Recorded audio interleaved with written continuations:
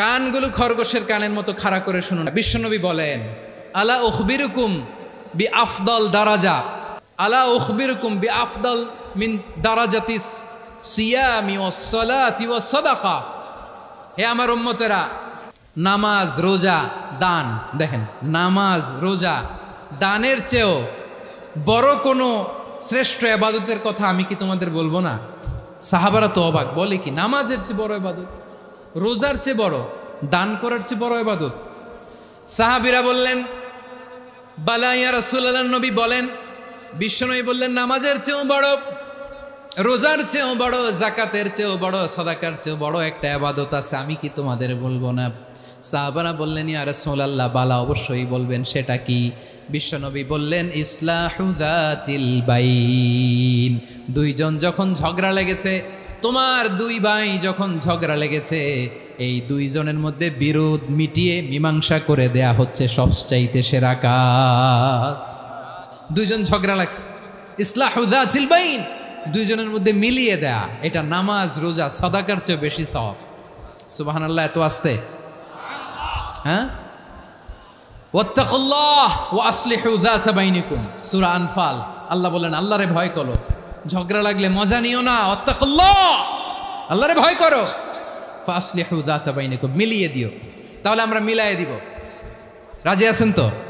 ফাসলিহু বাইনা আখাওয়াইকুম, যদি ভাইয়ে ভাইয়ে বিরোধ হয় মজা নিও না, মুখ থাকতে হাত থাকতে মুখে কি এমন মন্তব্য করো না, আরো লাগিয়ে দিতে যেও না, মিলিয়ে দাও, শান্তি সমঝোতা করে দাও, কারণ তোমরা সবাই হলে দিনী ভাই। আমরা কি দিনী ভাই? মিলিয়ে দিবেন। আমার পেকুয়ার ভাইয়েরা, দুইজন ঝগড়া লাগলে মিলিয়ে দিলে যে কত সওয়াব, এটা আমরা অনেকে জানি না।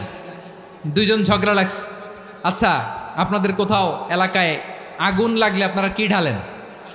পানি। অনেকে ওই জায়গায় তেল ঢালে, এরকম ডাকাইতে আছে না নাই? আগুন নিভানোর জন্য ঢালতে হবে কি? একদল এখানে কি ঢালে? আল্লাহ তাআলা এরকম মাইন্ডসেটের মানসিকতার হওয়া থেকে আমাদেরকে তুমি বাঁচাও। ঝগড়া লাগলে মিলিয়ে দিবেন। কি করবেন? 3 জায়গায় প্রয়োজনে মিথ্যা বলা যায়। কয় জায়গায় মিথ্যা বলতে? তাওরিয়া, মানে কথা একটু ঘুরিয়ে বলবেন। 1 নাম্বার, আপনার ওয়াইফকে খুশি করার জন্য, সে একটু এরকম না বলে একটু কৌশল করে বললে খুশি হবে, ওটা বলা যায়। 2 নাম্বার, জীবন মরণের ব্যাপার, জান বাঁচানোর জন্য একটু কৌশল করে ঘুরিয়ে বললেন, এটা জায়েজ। 3 নাম্বার, দুইজন ঝগড়া লাগছে, তাদেরকে মিলিয়ে দেওয়ার জন্য কৌশল করে একটু মিথ্যা বলা, ঘুরিয়ে বলা জায়েজ। দুইজনের মধ্যে দেখলেন যে সম্পর্ক খারাপ, তো একজনরে বললেন, ভাই সে তো ওই দিন আপনার ব্যাপারে অনেক প্রশংসা। কি আমার ব্যাপারে প্রশংসা? তার সাথে তো আমার মারাত্মক সম্পর্ক। কি বললো? এই বললো আপনি নাকি এই করছেন, ওই করছেন, অনেক প্রশংসা। লোকটার মন খুশি হয়ে যাবে তার ব্যাপারে, ঠিক কিনা? আবার তার সাথে যার ঝগড়া, ওরে যে বলুন, ভাই ওই দিন তো সে আপনার অনেক অ্যাপ্রিসিয়েশন করলো, অনেক। সে তো অবাক, কি রে বলে কি? আমার এই যে দুইজনের ব্যাপারে দুইজনের একটু ভালো ভালো কথা বলে দিচ্ছেন, একদিন দেখবেন রাস্তা দিয়ে হাঁটার সময় একে অপরকে সালাম দিয়ে ফেলছে, সালাম দিয়ে বুকে জড়ায় ধরছে, আছে না নাই? আবার মিলমিশ হয়ে গেছে। কিন্তু আমাদের স্বভাব হইল, দুই প্রতিবেশী যদি একসাথে বসে একসাথে হাঁটে, দূর থেকে দেখলে আমাদের জলে, আছে না নাই? ঘটনা কি? এই দুইটার মধ্যে এত মিল কে? এই দুইটার মধ্যে গিরিঙ্গি লাগানো যায় কিভাবে? হ্যাঁ, এই বন্ধুত্ব, ফ্রেন্ডশিপ নষ্ট করা যায় কিভাবে? এরকম মানসিকতা সবার না, আমাদের অনেকের মধ্যে আছে না নাই? আল্লাহর কাছে তওবা করেন, এই মানসিকতার যেন আমরা না হই, আমরা মিলিয়ে দিব। তাহলে আমরা এক উম্মাহ, এক উৎস থেকে এসেছি, এক দেহ এক প্রাণ, আমাদের সম্পর্ক বড় মজবুত, সীসাঢালা প্রাচীরের মতো, কেউ টলাতে পারে না, কেউ ভাঙতে পারে না, ঠিক কিনা? আবার আমাদের সম্পর্ক হলো ভাই ভাই। আমরা ঐক্যবদ্ধ থাকার জন্য দুনিয়ায় এসেছি। কেমন করে ঐক্যবদ্ধ থাকতে হয় দুনিয়াবাসীর শেখানোর জন্য এসেছি। আল্লাহ বলেন, ও নবী, শুধু মুসলমানের মধ্যেই ঐক্য গড়লে হবে না, প্রয়োজনে ইহুদি নাসারাদের সাথে ঐক্য গড়ে তোলো। কথা শুনতেছেন? প্রয়োজনে আহলে কিতাবদের সাথে ঐক্যবদ্ধ হওয়ার আদেশ দিয়েছে কে? সবাই বলতে হবে, আওয়াজ করে বলেন। আহলে কিতাব, ইহুদি নাসারাদের সাথেও প্রয়োজনে ঐক্যবদ্ধ হওয়ার ঘোষণা দিয়েছে কে? বিশ্বনবী মক্কা থেকে মদিনায় হিজরত করতে গেছেন, ওখানে ইহুদিদের সাথেও কোয়ালিশন করেছেন। সুবহানাল্লাহ পড়বেন না? বনু কাইনুকা, বনু নাদির, বনু কোরাইজা, এই 3টা দলের সাথে বিশ্বনবী কোয়ালিশন করেছেন একসাথে। কিন্তু তাদের বিশ্বাসঘাতকতার কারণেই তারা বহিষ্কৃত হয়েছে মদিনা থেকে। বিশ্বনবীর এখানে কোনো দোষ নাই, বিশ্বনবী ঐক্যবদ্ধ হতে চেয়েছেন। আল্লাহ তাআলা নবীরে বললেন, নবী তুমি তাদেরকে বলো, ও আহলে কিতাবের ভাইয়েরা, ইহুদি নাসারারা, এসো এসো এসো, আমরা এমন একটা বিশ্বাসের প্রশ্নে একত্রিত হই যে বিশ্বাস তোমাদের নবীরাও প্রচার করেছে, যে বিশ্বাস আমিও প্রচার করি, যে বিশ্বাসের কথা তোমাদের পবিত্র ধর্মগ্রন্থগুলোতে রয়েছে, আবার যে বিশ্বাসের কথা আমার কোরআনের মধ্যেও রয়েছে, আসলে ওই কথায় আমরা একত্রিত হই। সুবহানাল্লাহ। তাহলে ভিন্ন ধর্মী তাদের সাথে যখন আমরা ঐক্য করব, কিসের উপর ঐক্য? একটা কমন ফেইথ, একটা মৌলিক বিশ্বাসের উপর ঐক্য। আল্লাহ তাআলা বলছেন, কুল ইয়া আহলাল কিতাবি তাআলাউ ইলা কালিমাতিন সাওয়াইম বাইনানা ওয়া বাইনাকুম আল্লা না'বুদা ইল্লাল্লাহ ওয়া লা নুশরিকা বিহি শাইআ ওয়া লা ইয়াত্তাখিযা বা'দুনা বা'দান আরবাবাম মিন দুনিল্লাহ فإن تولوا فقولوا اشهدوا بأننا مسلمون। পড়েন আল্লাহু আকবার। রব্বুল আলামিন বিশ্বনবীর ডেকে বললেন, নবী তোমার প্রতিবেশী ইহুদিদেরকে ডেকে বলো, তাআলাউ ইলা কালিমাতিন সাওয়াইম বাইনানা ওয়া বাইনাকুম, ও ইহুদিরা আসো এক টেবিলে বসি, আসো এমন একটা কথার উপরে আমরা সবাই একমত হয়ে যাই, যেই কথা তোমরাও মানো আমরাও মানি, সেটা হচ্ছে আল্লাহ ছাড়া আমরা কারো ইবাদত করব না, আমরা সবাই মিলে ইবাদত করি একজনের, তিনি কে?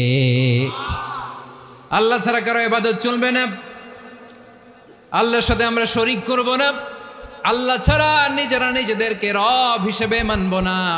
এই তিনটা বিষয়ে যদি একমত হও, চলো আমরা একসাথে বসি, আমরা ঐক্যবদ্ধ হই। পড়েন সুবহানাল্লাহ। তাহলে দেখেন, ঐক্য কি শুধু মুসলমানদের মধ্যে না, প্রয়োজনে অন্য ধর্মের সাথেও ঐক্যবদ্ধ হতে হয়। যদি পরিস্থিতি কখনো এমনও হয় শিরকের আড্ডাখানা, আপনি ঐক্য প্রতিষ্ঠার জন্য, ঐক্য রক্ষার জন্য তাও শুধু তাওহীদের দাওয়াত দিবেন, ওইখানে আক্রমণ করবেন না। এটা কোরআনের নীতি। কথা বুঝতে পেরেছেন?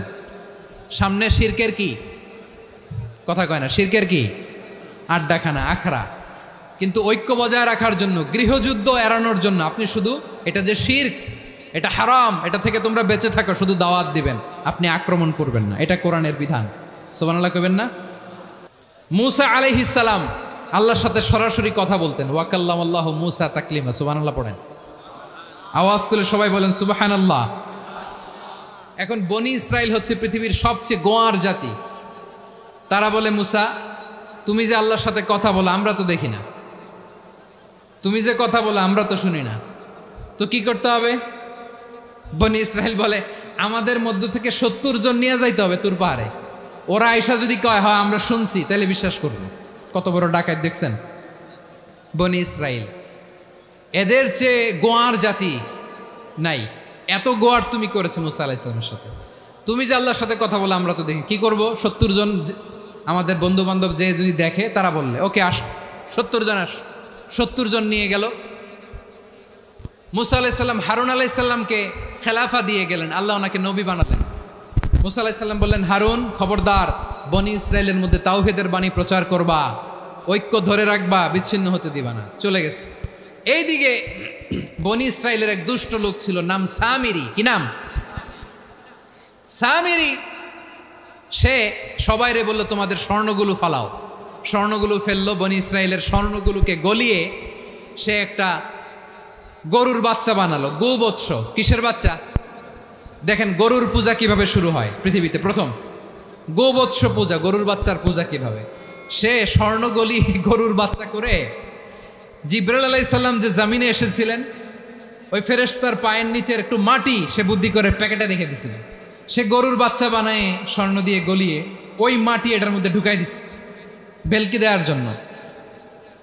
স্বর্ণ দিয়ে বানানো গোবৎস গরুর বাচ্চার গায়ে যখন সেই মাটি ছুঁড়ে দেয়া হলো, এখন বাছুরের ভেতর থেকে ভ্যাঁ ভ্যাঁ আওয়াজ আসতেছে। কি আসতেছে?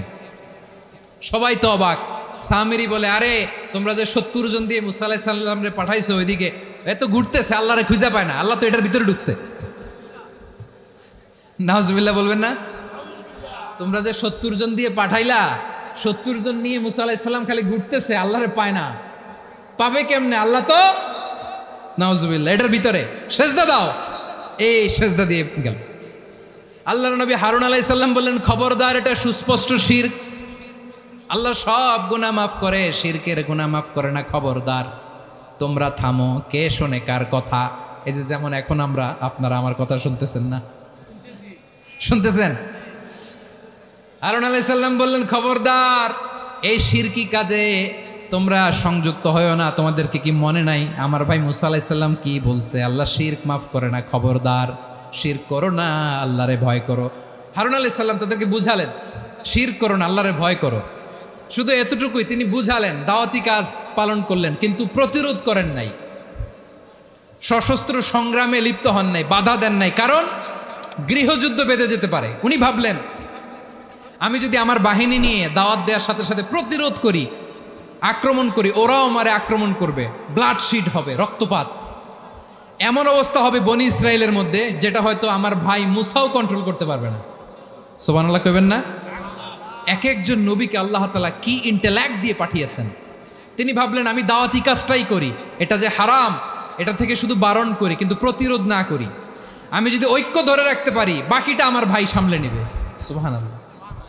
হারুন আলাইহিস সালাম প্রতিরোধ করলেন না, বনি ইসরায়েলের মধ্যে গৃহযুদ্ধ বেঁধে যাওয়ার আশঙ্কায় প্রতিরোধ করলেন না, আক্রমণ করলেন না, শুধু দাওয়াত দিলেন। ইন দ্য মিনটাইম মুসা আলাইহিস সালাম আল্লাহর সাথে কথা বলে যখন ফিরে আসলেন, দেখলেন বনি ইসরায়েলের অধিকাংশ লোক মুশরিক হয়ে গেছে, মুশরিক হয়ে গেছে। মুসা আলাইহিস সালাম রেগে গেলেন। রেগে প্রথমে বনি ইসরায়েলদেরকে অ্যাটাক না করে ভাইয়ের দাড়ি ধরলেন। হারুন আলাইহিস সালামের দাড়ি আর চুল, মেজাজি নবী ছিলেন। হারুন, তুমি কি করলা? তোমার কি দায়িত্ব দিয়ে গেলাম, তুমি কি করলা? তুমি থাকতে বনি ইসরায়েল কেমন করে শিরকের কাজে নিমজ্জিত হয়ে যায়? সাইয়েদনা হারুন আলাইহিস সালাম বললেন, ইন্নী, কোরআন সাক্ষী, কোরআন থেকে কোট করছি, ইন্নী খাশীতু আন তাকুলা ফাররাকতা বাইনা বনি ইসরাঈলা ওয়া লাম তারকুব কওলি। ও আমার ভাই, আমার দাড়ি ধরবেন না, আমার মারবেন না।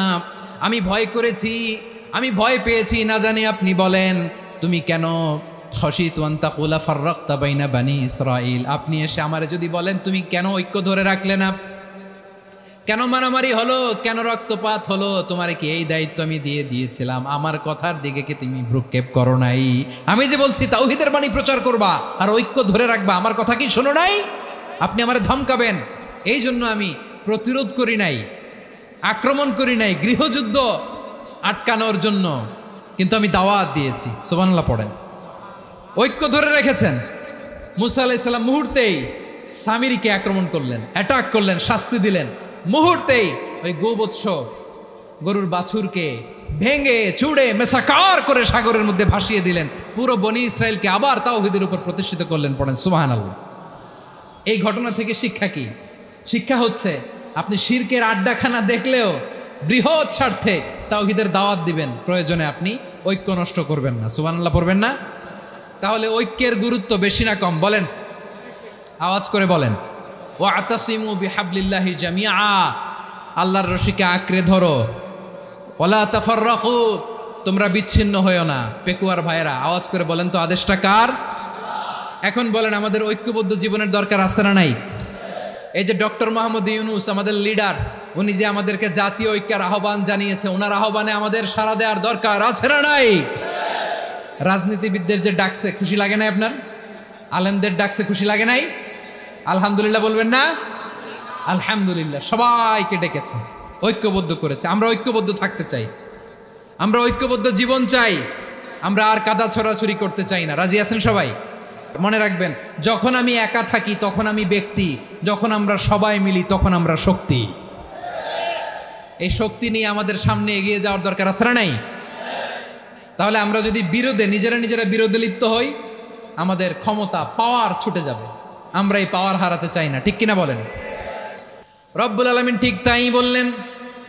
রব্বুল আলামিন বললেন, খবরদার, ওয়াতিউল্লাহ ওয়া রাসূলাহু ওয়া লা তানাযাউ ফাতাফশালু ওয়া তাযহাবা রিহুকুম ওয়াসবিরু ইন্নাল্লাহা মা'আস সাবিরিন।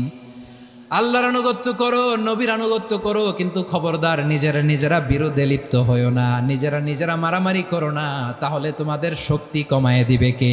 ফাতাফশালু, তোমরা সাহস হারাবা, ওয়া তাযহাবা রিহুকুম, তোমাদের শক্তি কমে যাবে, পাওয়ার কমে যাবে। তাহলে আমরা যদি নিজেরা মারামারি করি, আমরা নিজেরা যদি বিচ্ছিন্নতায় লিপ্ত হই, আমরা যদি মতানৈক্য করি, তাহলে আমাদের শক্তি কমে যাবে, ঠিক কিনা? আমরা শক্তি কমাবো? আচ্ছা, ছোট্ট একটা বাঁশের কঞ্চি যদি আপনারা দেয়, পায়ের মধ্যে ধাক্কা দিয়ে ভাঙতে পারবেন না? এরকম বাঁশের কঞ্চি যদি 20টা একসাথে জোড়া লাগায় দেয়, ভাঙতে পারবেন? কথা বোঝে নাই মনে হয়। চিকন একটা বাঁশের কঞ্চি দিলে ভাঙা যাবে না? এরকম চিকনই 20টা বাঁশের কঞ্চি একসাথে লাগাই দিলে ভাঙতে পারবেন? কারণ যখন আমি একা থাকি তখন আমি ব্যক্তি, যখন আমরা সবাই মিলি তখন আমরা শক্তি। আমরা যেন শক্তি না হারাই। আমরা বিরোধে লিপ্ত হলে আমাদের শক্তি কমে যাবে। এই হচ্ছে 1 নম্বর ডিসঅ্যাডভান্টেজ। 2 নম্বর ডিসঅ্যাডভান্টেজ হচ্ছে আমরা নিজেরা বিরোধে লিপ্ত হলে অন্যরা আমাদের মাথায় কাঁঠাল ভেঙে খাইতে সুবিধা হয়। কথা বোঝেন নাই? আমরা যদি বিরোধে লিপ্ত হই তাহলে পরাশক্তিগুলোর সুবিধা, তখন আমাদের কাউকে দিতে হবে ট্রানজিট, কাউকে দিতে হবে সেন্ট মার্টিন, কাউকে দিতে হবে দেশের অর্ধেক। চিল্লায় বলো ঠিক কিনা? নিজেদের প্রবলেম সলভ করার ক্যাপাসিটি আমাদের আর থাকবে না। আমরা যদি বিরোধে জড়াই, আমার কলিজার টুকরা পেকুয়ার ভাইরা, আমরা বিরোধ করব না, আমরা বিচ্ছিন্ন হব না। নিজেরা বিরোধে জড়ালে পরাশক্তিগুলো আমাদের মাথায় কাঁঠাল ভেঙে খায়। তখন ভারতের পিছনে দৌড়াতে, আমেরিকার পিছনে দৌড়াতে আমাদের জুতার তলা ক্ষয় হইয়া যাইবে। নিজেদের প্রবলেম সলভ করা যাবে না। আমরা যদি অন্যের পিছনে না দৌড়াতাম আর এই বিরোধকে থামাতে পারতাম, বাংলাদেশ আজকে যেখানে আছে তার কমপক্ষে 50 গুণ সামনে থাকতো। চিল্লায় বলেন ঠিক কিনা? তাহলে 1 নম্বর ক্ষতি হচ্ছে আমাদের পাওয়ার লেস হয়ে যায়, আমরা দুর্বল হই যদি আমরা বিরোধ করি। 2 নম্বর হচ্ছে পরাশক্তিগুলোর সুবিধা নেয়। 3 নম্বর হচ্ছে আমাদের উন্নয়ন, দেশের উন্নতি, অগ্রগতি, এটা স্থবির হয়ে যায়, এটা বাধাগ্রস্ত হয়। প্রিয় ভাইয়েরা, ইউনিটি, ঐক্য হচ্ছে একটা দেশের উন্নয়নের মূল ভিত্তি। 2 জন কইছে ঠিক। এদিকে এখন কয়েকজন কইছে ঠিক। ঐক্য হচ্ছে একটা দেশের, জাতীয় ঐক্য হচ্ছে কোন দেশের উন্নয়ন অগ্রগতির মূল ভিত্তি, ঠিক কিনা বলেন? ইউনিটি অফ এ কান্ট্রি, এটা হচ্ছে একটা সাস্টেইনেবল ডেভেলপমেন্ট, সোশ্যাল স্ট্যাবিলিটির জন্য এটা অনেক গুরুত্বপূর্ণ। এজন্য বিরোধের কোনো স্থান আমরা দিব না, আমরা ঐক্যবদ্ধ থাকবো ইনশাআল্লাহ বলেন। আর কখনো কাউরে কাফের বলে গালি দিবেন? তুই জাহান্নামী বলবেন? ঝগড়া লাগলে লাগাই দিবেন? তাহলে কি করবেন? মিলায় দিব। আওয়াজ করে বলেন কি করব? প্রিয় ভাইয়েরা, এই বিরোধ গত 50 বছর তো আমরা দেখেছি, ধর্মীয় অঙ্গন বলেন, সামাজিক অঙ্গন বলেন, রাজনৈতিক অঙ্গন বলেন, এই বিরোধ আমাদেরকে শেষ করে দিয়েছে। এই 24-এর ছাত্র নাগরিক অভ্যুত্থানের পরেও যদি সেই বিরোধ আমাদেরকে খায়, তাহলে এতগুলো তাজা জেনজির রক্ত বৃথা যাবে। চিল্লায় বলো ঠিক কিনা? আমরা এই রক্তগুলো কি বৃথা দিতে চাই না, বৃথা যেতে দিতে চাই না। আমরা ঐক্যবদ্ধ থাকতে চাই। রাজি আছেন? আমরা আর কাদা ছোড়াছুরি করব না। অনেক হয়েছে, আর না, এবার থামুন। অনেক হয়েছে, আর না। প্রথমেই আমি এদেশের সম্মানিত আলেম সমাজকে বিনয়ের সাথে অনুরোধ করব, আসুন আমরা ঐক্যবদ্ধ হই। আমি সম্মানিত আমার মাথার তাজ ওলামাদেরকে জাতীয় ঐক্যের আহ্বান জানাই। আমি আমার সম্মানিত রাজনৈতিক ব্যক্তিবর্গদেরকে জাতীয় ঐক্যের আহ্বান জানাই। অনেক হয়েছে, আর না। আধিপত্যবাদকে রুখে দিতে হলে, বাংলাদেশের বিরুদ্ধে যে কোনো ধরনের ষড়যন্ত্রকে রুখে দিতে হলে জাতীয় ঐক্যের কোনো বিকল্প নাই। চিল্লায় বলো ঠিক কিনা?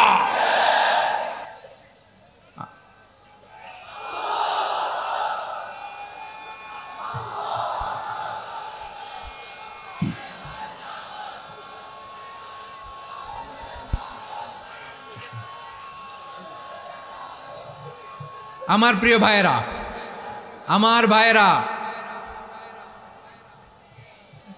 আর কাদা ছড়াছড়ি করব না ইনশাআল্লাহ বলেন। আল্লাহুম্মা ফাশহাদ, আল্লাহ তুমি সাক্ষী থাকো, আল্লাহ তুমি তৌফিক দাও। আওয়াজ করে পড়েন আমিন।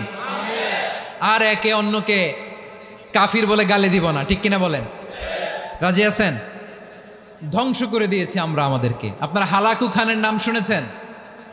মঙ্গল অধিপতি হালাকু খান বাগদাদের আমাদের বিশাল দারুল হেকমা লাইব্রেরিকে ধ্বংস করেছে। 10 লক্ষ মুসলমানদেরকে কচুকাটা করে গণহত্যা করেছে। জানেন, আমাদের সভ্যতা সূতিকাগারের কেন্দ্রবিন্দু ছিল বাগদাদ। ইরাকের বাগদাদে যেদিন সে রক্ত নিয়ে হোলি খেলা করে, রক্তের হোলি খেলা যেদিন হয়, ওই দিনও বাগদাদে বাহাস চলতেছিল। আমাদের বাহাস কি চলতেছিল? আপনাদের এলাকায় বাহাস আছে? এই প্রচলিত বাংলাদেশে যে বাহাস, এটার সাথে ইসলামের কোনো সম্পর্ক আছে? এই পর্যন্ত বাহাসের পরে পরাজয় বরণ করছে এরকম কোনো দল আপনারা পাইছেন? আমি পাই নাই। প্রত্যেক দলই বাহাসের পরে সংবাদ সম্মেলন করে বলে আমরা জয়লাভ করিয়াছি, ওনারা পালাইয়া চলিয়া গিয়াছেন। আছে না নাই? কারণ সত্য জানার জন্য, সত্য মানার জন্য আসে না তো, নিজের জ্ঞান জাহির করার জন্য বাহাস করে। বিপক্ষ দলের আলেমকে ছোট করার জন্য বাহাস করে। এই বাহাসের স্থান ইসলামে নাই। চিল্লায় বলো ঠিক কিনা? এই সমস্ত বাহাসের দিন শেষ। ঐক্যবদ্ধ হওয়ার বাংলাদেশ। প্রিয় ভাইরা, হালাকু খান সে দারুল হেকমা লাইব্রেরি জ্বালিয়ে পুড়িয়ে এই সব দামি দামি বইগুলো, আমাদের দামি দামি ঐতিহাসিক তুরাসি ক্লাসিক বইগুলোকে দজলা নদীতে ফেলেছে। পুরা দজলা নদী কালো হয়ে গিয়েছে। 10 লক্ষ মুসলমানকে গণহত্যা চালিয়ে এই রক্তের বন্যা যখন দজলা নদীর পানিতে মিশে গিয়েছে, দজলা নদীর পানি লাল হয়ে গিয়েছে। যেই দিন বাগদাদে গণহত্যা চলে, ওই দিনও বাগদাদে বাহাস চলতেছিল। কিসের বাহাস জানেন? মেসওয়াক, ডান মারি থেকে করা সুন্নাহ, এটা আমরা জানি। এখন কি উপরের মারি না নিচের মারি? বাহাসের বিষয়। এই বাহাস করবেন আপনারা? বিশ্ব যখন এগিয়ে চলেছে, আমরা তখন বসে বিবি তালাকের ফতুয়া খুঁজেছি কোরআন হাদিস চষে। তালাক ইসলামের অনেক গুরুত্বপূর্ণ অনুষঙ্গ। তালাক কোরআনের একটা সূরা। কিভাবে তালাক হবে না হবে আমাদের ফোকাহায়ে একরাম, আমাদের আকাবেররা সব বলে গিয়েছেন, সব জানা। আপনি হয় এটা মানবেন, নয় ওইটা নিয়ে বাহাসের দরকার নাই। ওইটা নিয়ে মারামারির স্থান ইসলামে নাই। আওয়াজ করে বলেন ঠিক কিনা? এখন পেকুয়ার ভাইরা, শেষ কথা বলি, আওয়াজ করে বলেন আমরা ঐক্যবদ্ধ হতে চাই কি চাই না?